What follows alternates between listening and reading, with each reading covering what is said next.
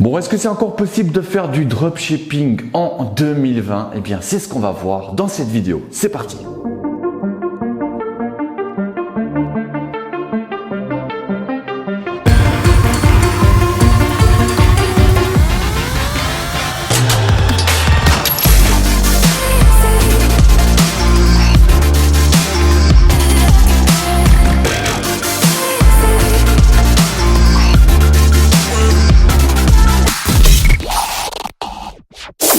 Hello Internet, j'espère que vous allez bien. On se retrouve aujourd'hui pour une nouvelle vidéo. On va aborder le thème du dropshipping en 2020. Est-ce qu'on peut encore faire du dropshipping en 2020?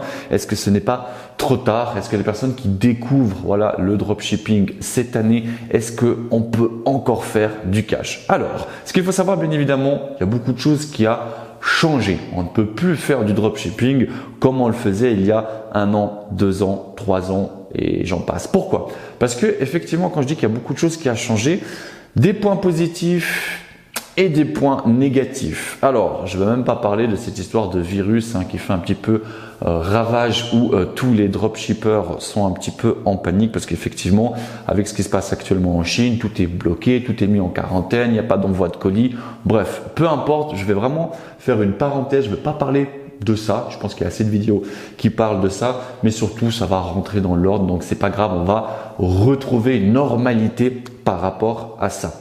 Donc, concrètement, qu'est-ce qui change maintenant en 2020? Est-ce qu'on peut encore faire du dropshipping? Est-ce qu'on peut encore se démarquer en 2020? Alors, qu'est-ce qui change? Point positif, point négatif. Alors, bien sûr, les points positifs de se lancer en dropshipping aujourd'hui par rapport à il y a 2-3 ans, c'est que c'est plus facile. Alors attention, je fais vraiment ça parce que vous allez comprendre pourquoi. Pourquoi c'est plus facile? Parce qu'aujourd'hui, on a des outils, alors vous savez, Shopify et j'en passe, qui vont vous simplifier la vie. Aujourd'hui, c'est très simple de faire une boutique, vraiment, en dropshipping et de se lancer avec très peu de budget. Je pense que je ne vous apprends rien par rapport à ça. Donc ça, effectivement, c'est les points qui reviennent à chaque fois, c'est les points positifs par rapport à l'e-commerce et dropshipping en 2020, c'est qu'il est beaucoup plus accessible. Quand on regarde il y a 2-3 ans en arrière, il y avait des plugins qui n'existaient pas par rapport à aujourd'hui. On devait faire énormément de choses à la main, que ce soit du SAV, que ce soit le traitement des commandes, enfin bref, c'était un calvaire pas possible. Aujourd'hui, tout est automatisé. Vraiment, donc on peut faire un site en quelques heures, quelques jours, suivant vous. Et on peut également traiter, déléguer, automatiser énormément de tâches qui ne pouvaient pas être le cas il y a quelques années en arrière. Ça, c'était par rapport aux points positifs. Maintenant, le souci, c'est qu'effectivement, il y a des points négatifs. Point négatif, c'est que beaucoup de personnes sont arrivées sur ce marché-là. Beaucoup de personnes, il y a beaucoup de concurrence aujourd'hui et il y a eu beaucoup de soucis également. Donc maintenant, quand on dit beaucoup de concurrence, donc c'est-à-dire qu'il faut se démarquer, il ne faut pas faire les choses comme tout le monde. Si vous voulez avoir des résultats différents, il faut faire différemment des gens. On y viendra dans un petit moment. Et le souci aussi, c'est que il y a pas mal de problèmes qui sont arrivés, surtout par rapport à la promotion. Alors, je vais pas m'étaler là-dessus, mais tous ces blocages, par exemple, pour ceux qui font de la publicité payante, pour ceux qui veulent se lancer sur Facebook, c'est compliqué. Le marché est devenu saturé. Facebook qui fait la chasse aux dropshippers, donc du coup, vous vous retrouvez avec des comptes Facebook bloqués. Bien sûr, je ne dis pas que on ne peut plus faire de l'argent et qu'on ne peut plus générer des revenus en faisant de la publicité Facebook, mais c'est devenu de plus en plus compliqué, surtout pour les personnes qui se lancent et qui n'ont aucune expérience là-dedans. Alors, il y a bien évidemment d'autres possibilités que Facebook. D'ailleurs, je pense que je dédierai une vidéo vraiment bien spécifique par rapport à tous les moyens aujourd'hui qu'on a de promotion. Payante, encore une fois, parce que bien évidemment il y a aussi on va parler de marketing et d'influence, bien sûr qu'on a encore tous les influenceurs, mais ça aussi c'est devenu saturé aujourd'hui. Quand on regarde tous les influenceurs qui sont sollicités pour faire du dropshipping, les influenceurs de télé-réalité, alors surtout eux, le souci c'est que eux aussi commencent à devenir saturés. On a des influenceurs où quand on regarde leur story, c'est placement après placement après placement, donc c'est normal que vous, si vous arrivez au beau milieu de tout ça, ça va être compliqué, encore une fois, de vraiment vous démarquer. Mais je ne dis pas, encore une fois, bien évidemment, il y a d'autres méthodes. Bien évidemment, il y a pas mal d'astuces si on veut faire, encore une fois, du marketing d'influence pour pouvoir se démarquer, pour pouvoir avoir des résultats. Donc, je ne dis pas que c'est mort. Je dis juste que c'est beaucoup plus compliqué par rapport à il y a quelques années en arrière où on était quasiment les seuls, en tout cas ceux qui se sont lancés à cette époque. Et bien effectivement, ils avaient beaucoup plus de possibilités qu'aujourd'hui. Ce qu'il faut vraiment comprendre, c'est que quand je vous ai dit avant, il faut vous démarquer. Il faut vous démarquer par rapport à ce qui se fait. Aujourd'hui, le schéma classique d'une personne qui veut se lancer en dropshipping, surtout si elle débute, et c'est normal parce que c'est ce que prévoit et présente la plupart de toutes les formations en dropshipping qui existent aujourd'hui, c'est voilà, vous allez essayer de trouver un produit gagnant, je ne vais pas m'attarder là-dessus, et une fois que vous avez trouvé le produit gagnant, on va essayer de trouver, alors si vous faites du marketing d'influence, on va essayer de trouver l'influenceur qui pourrait correspondre à votre produit, et ensuite, voilà, on croise les doigts et on espère que ça fonctionne. Ça, c'est comme ça que les gens sont formatés, c'est comme ça que les nouvelles personnes qui arrivent sur ce milieu, pensent que ce soit juste, pensent que c'est juste de faire comme ça. Eh bien, c'est pas forcément le cas. Et surtout, si tout le monde fait comme ça, eh bien, vous imaginez bien que ça va être aussi compliqué de vous démarquer et d'avoir des résultats différents par rapport aux autres personnes. Ce que vous devez vraiment garder à l'esprit, et je vais vous donner un petit exemple, c'est que aujourd'hui, si vous voulez vraiment, encore une fois, avoir quelque chose de sur mesure, quelque chose où vous allez avoir des résultats différents, eh bien, agissez différemment. Un exemple. Aujourd'hui, comme je vous ai dit avant, la plupart des personnes trouvent un produit gagnant et ensuite ils se débrouillent pour la promotion, payante, influenceur ou peu importe. Imaginez maintenant de faire, j'en avais déjà parlé, mais je sais que beaucoup de personnes vont découvrir cette vidéo pour la première fois. Imaginez maintenant de faire l'inverse. Imaginez d'abord, vous allez identifier une communauté. D'abord, vous allez identifier un influenceur ou peu importe, voilà, un centre d'intérêt qui fonctionne. C'est-à-dire que, imaginez, vous avez une communauté, vous avez un influenceur par exemple qui cartonne plus que les autres, qui n'est pas surexploité, donc on oublie la télé, et donc du coup vous allez voir pourquoi celui-ci il est connu, pourquoi il a réussi à fédérer une communauté par ses propres moyens et non pas parce qu'il est passé dans une télé. Ça aussi c'est très important.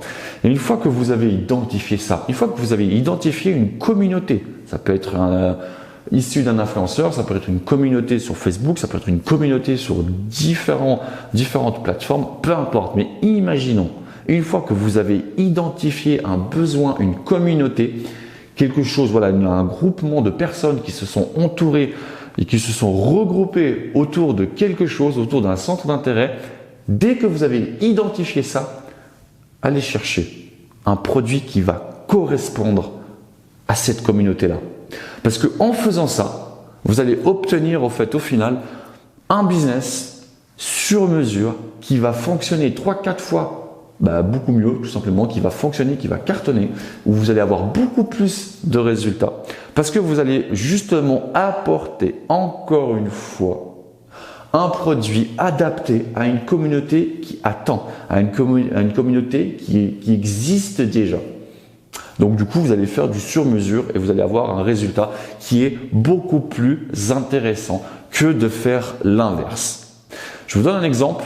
Donc là, je peux vous le dire, je vais vous révéler une boutique, un business que j'ai lancé il n'y a pas trop longtemps pour que vous puissiez aussi comprendre en fait ce que je viens de vous expliquer parce que ça ne marche pas forcément qu'avec des influenceurs. Regardez. Donc je vous le dis, je m'en fous parce que de toute façon, il est lancé, ça apporte ses résultats et même si vous voulez faire la même chose, il y a quand même pas mal de boulot.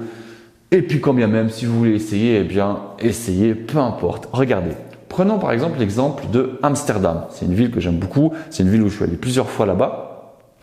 Prenons l'exemple d'Amsterdam. Quand je suis allé là-bas, il y a quelque chose qui m'a frappé aux yeux. Là-bas, le moyen de transport numéro 1 à Amsterdam, c'est les vélos. Il y a des vélos de partout. Il y a plus de vélos que de voitures, il y a plus de vélos que de personnes limite. Il y a plus de vélos que de piétons. Partout. Et ça, peu importe la saison. En été, en hiver, en printemps, en automne, peu importe.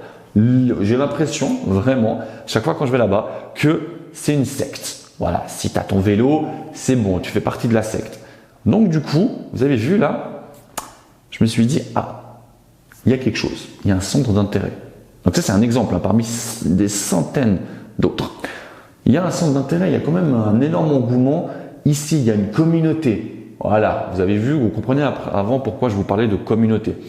Du coup, je me suis dit, ok, Amsterdam, c'est assez spécifique. Il y a une communauté autour du vélo, très bien. J'ai fait un shop, j'ai fait une boutique en fait, tout simplement, où j'allais vendre des vélos électriques, des accessoires pour des vélos, enfin bref, vraiment quelque chose qui est bien spécifique en rapport avec des personnes qui auraient un intérêt avec les vélos. Je l'ai fait traduire en anglais et en néerlandais, donc la langue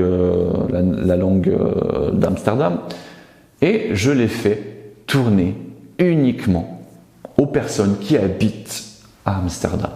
Donc vous avez vu, on identifie encore une fois une communauté, un centre d'intérêt, des gens qui sont là, qui attendent, et vous allez chercher un produit pour cette communauté. En faisant ça, vous allez avoir énormément de résultats comparés au schéma classique. Je ferai une vidéo d'ailleurs où je vais vous partager un petit peu les résultats de cette boutique. Donc c'était de la publicité payante, hein, donc absolument pas d'influenceur. Mais la preuve, voilà, je parlais d'influenceurs avant, mais c'est voilà, ce principe-là, il peut s'appliquer à tout. Trouvez d'abord un centre d'intérêt.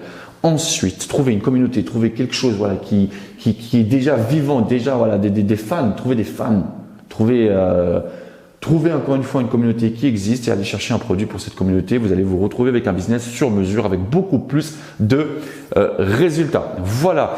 Donc, moi maintenant, pour répondre un petit peu à cette question, maintenant 2020, le drop, etc. par rapport sans compter le conseil que je viens de vous donner maintenant, c'est vrai que il faut vraiment, aujourd'hui, si vous voulez encore une fois vous démarquer, il faut plus se rapprocher de la création d'une marque que faire du drop à la con, comme la plupart des personnes qui le font lorsqu'ils démarrent là-dedans. Vraiment, rapprochez-vous, prenez plus de temps, prenez le temps de créer une vraie marque, vraiment avec un vrai SAV, avec une vraie logistique. Ça va prendre plus de temps, je sais.